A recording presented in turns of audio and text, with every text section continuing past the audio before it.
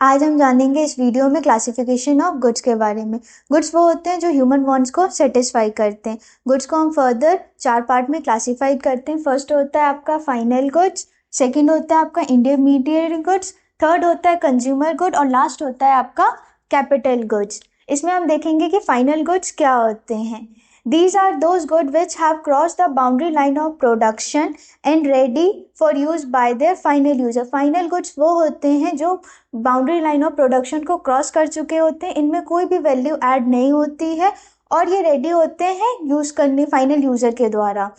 Further हम classify करते हैं फाइनल गुड्स को 2 पार्ट्स में। पहला होता है आपका फाइनल कंज्यूमर गुड्स और सेकंड होता है फाइनल प्रोड्यूसर गुड। इन्हें हम सिंपली कह सकते हैं जो फाइनल यूजर होते हैं वो कंज्यूमर्स होते हैं, इनमें जो फाइनल यूजर्स होते हैं वो प्रोड्यूसर होते हैं। इनकी डेफिनेशन हम देख सकते हैं।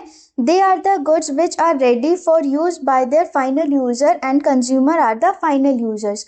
फॉर एग्जाम्पल है इसमें बटर या ब्रेड।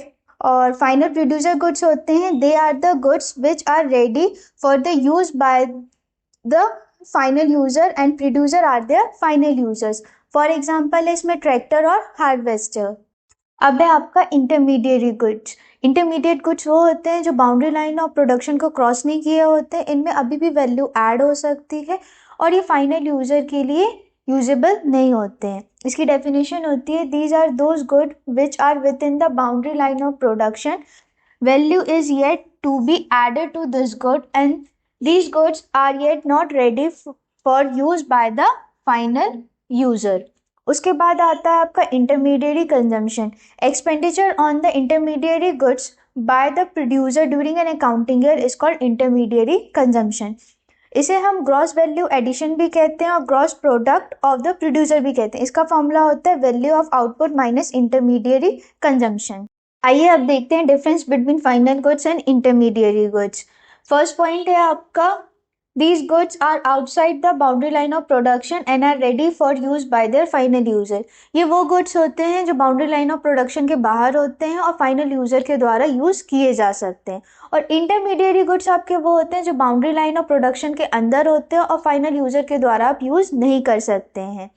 सेकेंड पॉइंट है आपका These goods are not used as a raw material for the production of other goods. Final goods को हम as a raw material use नहीं करते हैं किसी और गुड के प्रोडक्शन को बनाने के लिए, बट इंटरमीडिएट गुड्स को हम as a raw material use कर सकते हैं जिससे अदर गुड का प्रोडक्शन हो सकता है। थर्ड पॉइंट है आपका these good are not resold by the firm for a profit. Final goods वो होते हैं जो कोई भी फर्म है उसको बेच नहीं सकती है दोबारा अपने प्रॉफिट के लिए, बट इंटरमीडिएट गुड्स को वो क्या कर सकती है, बार बार बेच सकती है अपने प्रॉफिट को गेन करने के लिए। फोर्थ पॉइंट है आपका value is not to be added to this good. Final goods में हम कोई भी वैल्यू ऐड नहीं कर सकते, बट इंटरमीडिएट गुड्स में हम हर एक स्टेज पे वैल्यू ऐड कर सकते हैं जब तक उसका फाइनल प्रोडक्शन नहीं होता है। फिफ्थ पॉइंट है आपका expenditure on this good is called a final expenditure और इसका फॉर्मूला होता है C+I, जिसे हम बोलते हैं कंजम्पशन प्लस इन्वेस्टमेंट। इसका मतलब है कि फाइनल गुड्स जो होते हैं उन्हें हम फाइनल एक्सपेंडिचर कहते हैं और जो हमारा इंटरमीडिएट गुड्स होता है उसे हम कंजम्पशन और इंटरमीडिएट कॉस्ट कहते हैं।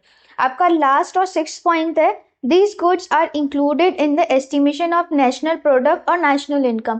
जो फाइनल गुड्स होते हैं उन्हें हम नेशनल इनकम और नेशनल प्रोडक्ट को कैलकुलेट करने में इंक्लूड करते हैं, बट इंटरमीडिएट गुड्स को हम इंक्लूड नहीं करते हैं। कंज्यूमर गुड और कैपिटल गुड को हम देखते हैं नेक्स्ट वीडियो में। Thank you for watching my video.